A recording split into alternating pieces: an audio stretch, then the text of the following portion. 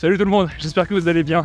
Ça fait un petit peu plus d'un mois depuis la vidéo où je décrivais les objectifs de cette année. Depuis, ça a charbonné, vous pouvez me faire confiance. Et ça va être un peu le sujet de cette vidéo. Qu'est-ce que j'ai mis en place? Comment se déroule la prépa? Comment est-ce que je m'organise pour tout casser en fin d'année? On va voir ça en détail, c'est parti.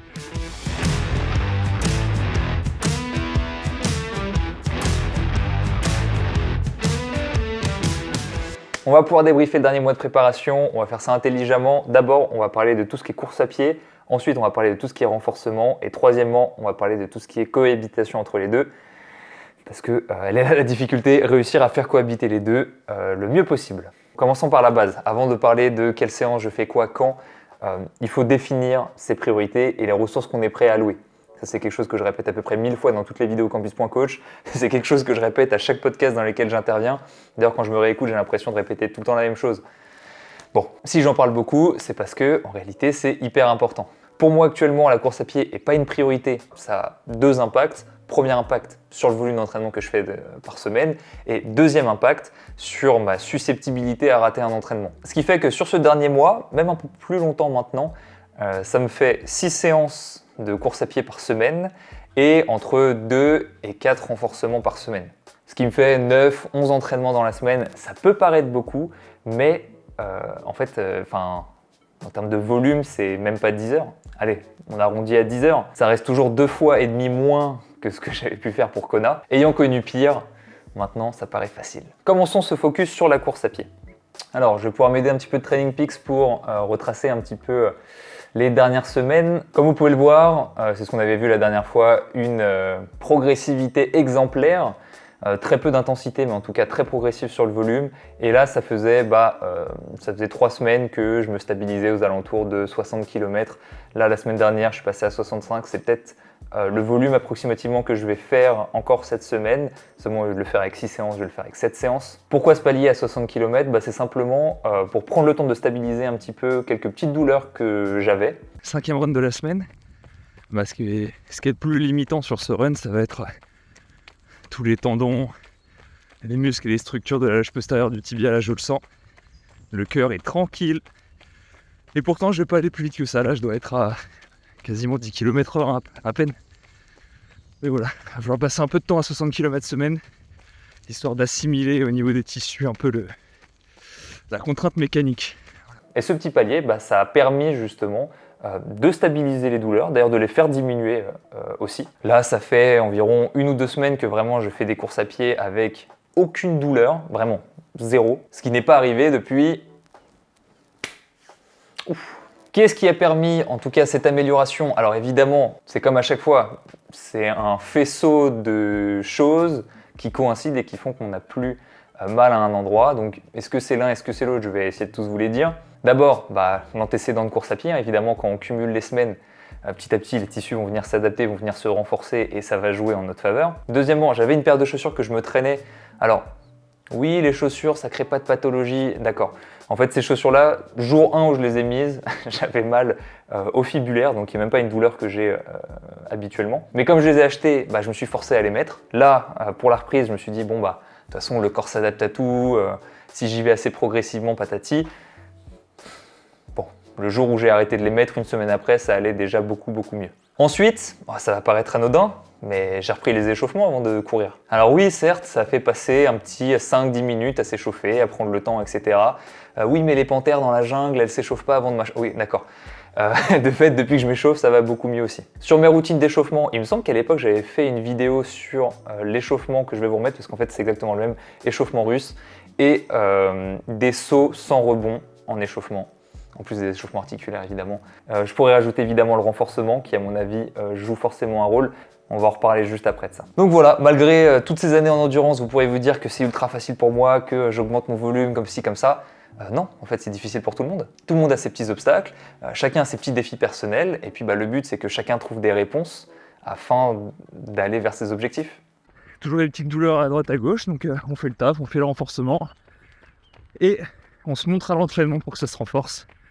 Quand on est lourd, c'est le prix à payer, une ultra progressivité, mais faut juste aller dans la même direction, un pas l'un après l'autre. Certains se démotivent, Mais c'est la différence entre ceux qui finiront par réussir et tous les autres.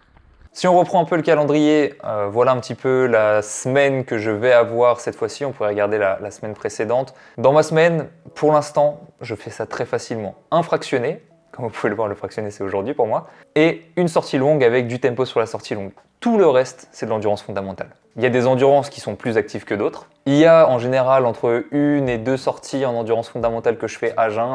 On va pas débattre de à jeun, pas à jeun. Personnellement, je fais ça juste pour gagner énormément de temps. Je me lève, je bouge un petit peu et je vais courir. Ça me fait gagner énormément de temps dans ma journée. Je n'ai même pas besoin de rentrer dans toutes les conditions, dans toutes les circonstances de est-ce que ça sert à brûler des graisses, machin. Bon, je sens que j'ai envie de passer 30 minutes à vous expliquer pourquoi c'est un scam. De fait, moi, je utilise ça simplement pour l'aspect logistique et gain de temps. Et pour tous ceux qui se demandent pourquoi ne pas faire d'intensité, peu au final, je vais reprendre un peu un processus que j'ai trouvé chez Dan Plews, qui est l'entraîneur de Chelsea Sodaro, qui a gagné les championnats du monde Ironman cette année. Et ce qu'il dit, c'est que lui, sur ses périodes de reprise, parce que je considère en reprise, ça fait 4 mois là, longue reprise, mais reprise quand même, parce que y a tous les projets, il y a tout la réorganisation autour de tout ça qui se fait, donc c'est pour ça que je prends mon temps. Lui, ce qu'il dit, c'est qu'en reprise, l'un de ses critères, ou plutôt l'une des valeurs qu'il monitore assez régulièrement pour savoir quand est-ce qu'il arrête la reprise, c'est ce qu'on appelle le MAF testing, Maximal Aerobic Function.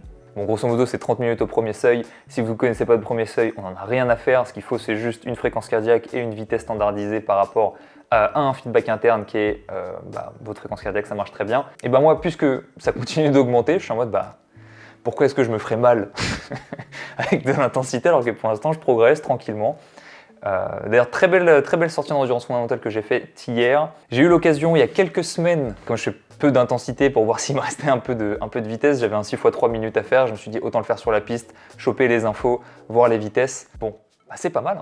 Premier retour sur piste, après 3 mois d'escalade progressive, juste pour voir un petit peu, s'affranchir des bugs de GPS pour voir un peu le niveau. C'est pas mal du tout même. On est quand même 10-15 secondes au kilo plus lent qu'auparavant, mais c'est bien. Et nickel, ça motive pour continuer. Et dire oui, en fait, je fais un peu de muscu, donc les chronos, ils vont pas être aussi bien, nanana. Non, il n'y a pas d'excuse ici. On fait de la muscu, on assume. Par contre, après, en course à pied, il faut délivrer. Donc, délivrons. Je pense actuellement être plutôt aux alentours d'un niveau de 36 minutes aux 10 km. Il reste quelques mois avant de retendre vers les 34 dont on avait parlé. On s'approche de la fréquence, on va ensuite rajouter un peu de volume, on rajoutera en parallèle l'intensité. C'est toujours une progressivité dont on parle souvent en sport d'endurance, c'est-à-dire fréquence d'abord, volume ensuite et intensité pour finir. Mettons maintenant notre focus sur le renforcement qui prend une part quand même importante de la semaine. Pour ceux qui me suivaient à l'époque, quand j'ai commencé cette chaîne YouTube ou qui sont remontés sur les premières vidéos, vous avez du courage. À l'époque, j'avais une pratique du renforcement très axée bodybuilding, culturisme, un petit peu... je sais même pas si c'était voulu à l'époque, mais c'était juste la façon dont j'avais appris ce sport. Donc beaucoup d'exercices, on va essayer de taper les muscles un peu dans tous les angles, patati. Aujourd'hui, j'ai beaucoup changé mon approche. Mon approche aujourd'hui, c'est des gestes simples, polyarticulaires pour la grande majorité d'entre eux, et le but, c'est juste d'être fort. Le but, c'est pas de savoir si votre faisceau médian du pectoral est développé. On n'a rien à faire, on veut juste être fort dans à peu près tous les axes, sur du poussé, sur du tiré, au-dessus de la tête, c'est tout.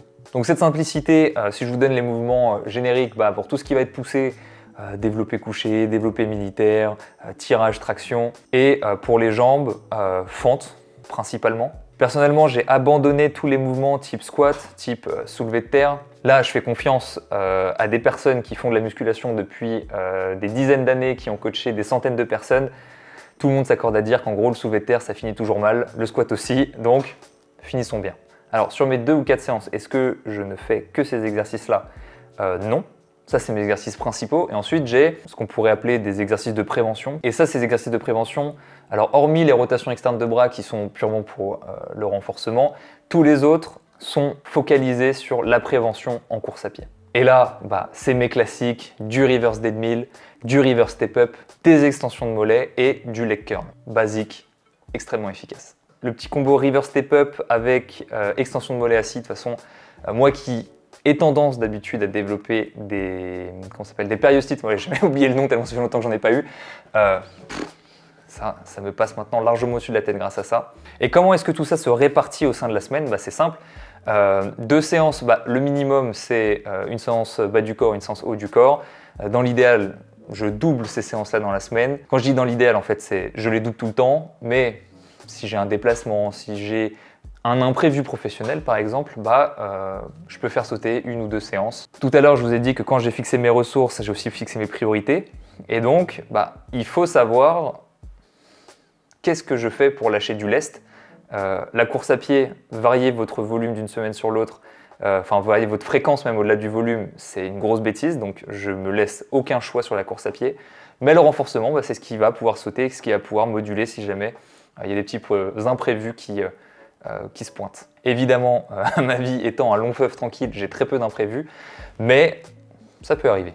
Je ne sais pas si le détail des séances vous intéresse, et que ça vous intéresse que je vous dise que sur ma séance jambes, je fais le reverse step up avant les fentes bulgares, parce que sur les fentes bulgares, comme j'ai un gros déficit mécanique au niveau de l'insertion proximale de mon ischio sur ce genre d'exercice, en fait, je préfère préfatiguer mon quadriceps, comme ça me permet de... Je ne sais pas si ça vous intéresse vraiment. Tout ce que je peux vous dire, c'est que sur les exercices principaux, j'ai cherché à mettre lourd, faire peu de reps. Quand je dis peu de reps, ça va de... Alors ça dépend des mouvements, mais entre 2 et 8 répétitions, on va dire, avec beaucoup de repos, autour de 3 minutes. Et sur tous les autres exercices d'assistance, comme je l'ai dit, ça va être des fourchettes de reps beaucoup plus hautes. Allez, 8, 10, 12 répétitions. Pourquoi est-ce que rien n'est fixé? C'est comme en course à pied, en fait. Il y a une notion de surcharge progressive qu'il faut aller chercher à atteindre. Donc on va grappiller un petit kilo par-ci, un petit kilo par-là, une petite rep par-ci, par-là. Donc en fait, aucune séance ne se ressemble dans le nombre de répétitions et de séries, etc. Parce que le but c'est de surcharger petit à petit. Donc il faut avoir l'habitude de manier les charges et de trouver des équivalences de séances pour les faire progresser petit à petit. Mais le but, c'est pas d'avoir un format de séance et toujours le même. En fait, tu choisis tes exercices et à partir de là, tu progresses. En fait, on va dire que tous les mois, il faut que je me prouve sur seulement une séance de chaque type que j'ai progressé. J'ai pas besoin de me sentir progresser de séance en séance. Il suffit d'une séance pour se prouver qu'on a progressé. J'aime beaucoup cette phrase. Après cette séance, est-ce que c'est toutes les semaines? Est-ce que c'est tous les mois? Est-ce que c'est tous les ans? Ça dépend de son niveau de pratique. Finissons maintenant sur la cohabitation. Déjà, quand on parle de cohabitation, il faut définir sa priorité. Soit on priorise nous-mêmes et à ce moment-là, ce qui est notre priorité progresse le plus, soit on essaie de tout faire en même temps et à ce moment-là, en général, c'est le corps qui décide par lui-même ce qu'il va prioriser. Quand je dis ça, je parle à tous mes triathlètes qui essaient de progresser en course à pied, en vélo, en natation. Donc moi, ma priorité, c'est la course à pied. Vous êtes beaucoup à essayer de faire un peu de préparation physique à côté de la course à pied et vous êtes aussi nombreux à me faire le retour en disant que c'est difficile parce que j'ai des courbatures, j'arrive pas à faire ma course à pied, j'arrive pas à gérer, etc. La règle est très simple. Si pour vous la course à pied est votre priorité, si votre renforcement vous empêche de courir, c'est que vos séances sont trop dures en renforcement. Aussi simple que ça. Forcez moins, vous aurez moins de courbatures, parce qu'en fait en général, on va pas se mentir, c'est ça le facteur limitant principal. Quand j'ai commencé, et ce qui m'a aussi poussé à arrêter la musculation pendant très longtemps, c'est que j'étais habitué à pratiquer le renforcement d'une manière, c'est-à-dire très proche de l'échec à chaque fois, puisque s'approcher de l'échec, c'est ce qui va stimuler tout ce qui va être facteur d'hypertrophie. Donc être très proche de l'échec, c'est très bien parce que ça fait d'extrêmement progresser, on prend des bras, on prend des muscles, trop cool. Seulement oui, ça fait des courbatures. Donc très simplement, s'éloigner de l'échec, certes, on prendra moins en masse musculaire, on progressera moins en force, on progressera quand même, mais surtout ça permet d'avoir moins d'impact. Et de mon côté, pour diminuer cet impact. Alors comment je m'y prends? On va dire que j'ai 3 principes. Le premier, il va paraître très contre-intuitif, mais c'est simplement que j'augmente la fréquence. J'ai beaucoup moins de courbatures en m'entraînant 4 fois dans la semaine en renforcement qu'en m'entraînant 2 fois. Aussi, je fais moins de répétitions. On va partir du principe que plus le nombre de répétitions est faible, plus vous allez être limité par vos facteurs nerveux. Et ça tombe bien parce que si on veut gagner en force, c'est la stimulation nerveuse qu'il faut améliorer.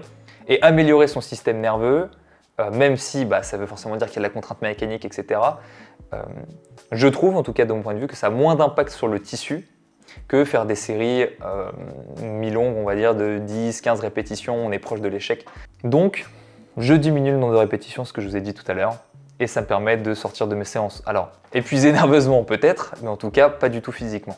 Et finalement, ça va être vis-à-vis du nombre de séries par exercice et par muscle même de manière générale, puisque si je reprends la manière dont je pratiquais avant, grosso modo sur une séance, j'avais 3 exercices sur le même muscle qui montaient à entre 10 et 15 séries sur un même muscle au cours d'une même séance. Aujourd'hui, sur une séance, sur une masse musculaire, je vais être entre 5 et 8 séries. Très souvent, je ne fais qu'un seul exercice par muscle, un mouvement de poussée, un mouvement de tirage, et puis après, si j'ai envie de me faire plaisir avec un peu d'hypertrophie pour les biceps et triceps pour la plage, bon, je fais ce que je veux. Mais en tout cas, sur mes mouvements principaux, voilà, beaucoup moins de séries par masse musculaire. Quatrième, bah tiens, un petit bonus, le fait d'avoir plus de répétitions en réserve, ça je l'ai dit juste avant. Et finalement, ce qui va aussi jouer sur l'impact, cinquième, du coup je sais même pas pourquoi j'ai dit que j'en avais 3 alors que j'en ai 5, le placement dans la semaine. Là pour l'instant, j'ai peu de fractionnés dans ma semaine, donc en fait je pourrais placer mes séances quasiment où je veux, mais vous voyez là si je prends la semaine actuelle, grosso modo le lundi j'avais une petite séance de jambes. J'ai fait ma séance haut du corps hier. Et alors j'ai le fractionné aujourd'hui, donc vous voyez, ça me fait 3 jours de répétition et là, pack. Là vous allez me dire, ouais mais fractionné, into jambes, into sortie longue, oui, c'est vrai que là je vais avoir les jambes assez fatiguées sur la sortie longue. Est-ce que c'est... Enfin, 1h20. Est-ce qu'on s'accorde à dire qu'1h20 c'est long? Pour moi aujourd'hui c'est long, même si... il y a quelques temps, ça aurait été une petite semaine de récup. Aujourd'hui, pour moi, 1h20, c'est long. Donc, est-ce qu'on peut pas dire que justement, faire cette sortie longue en étant fatigué, est-ce que c'est pas un avantage en réalité? Évidemment, arriver sur cette sortie-là en étant fatigué n'aura jamais les mêmes bénéfices que courir 2h30. Mais bon. Et le haut du corps, le dimanche, voilà. Là, sur cette semaine-là, voilà comment est-ce que ça va s'organiser. Voilà, et bah écoutez, je pense que cette vidéo n'intéressera pas grand monde parce qu'elle est assez technique, mais en tout cas, elle intéressera tous les gens qui s'entraînent, ce qui, en réalité, est le plus important pour moi, c'est ces gens-là qui importent le plus. Pour terminer, oui, j'ai trouvé la date de ma première compétition de l'année, je pense que ce sera la première. Je ne sais pas encore si c'est... Pour l'instant, ça part sur un 10 km, ça sera le Running Lyon, c'est sûr et certain que ça sera le Running Lyon. Est-ce que ça sera le 5 km, est-ce que ce sera le 10 ? Pour l'instant, c'est le 10. Running Lyon, course de laquelle on est partenaire avec Campus.coach. Donc, je vais profiter du déplacement là-bas pour être sur le salon. Je pense qu'il y a un salon. Et pour faire la course. Donc, tous ceux qui sont sur Lyon, alors soit qui passeront sur le salon, soit qui voudront faire la guerre le jour de la course, et vous êtes les bienvenus. D'ici la prochaine vidéo, entraînez-vous bien. À la prochaine.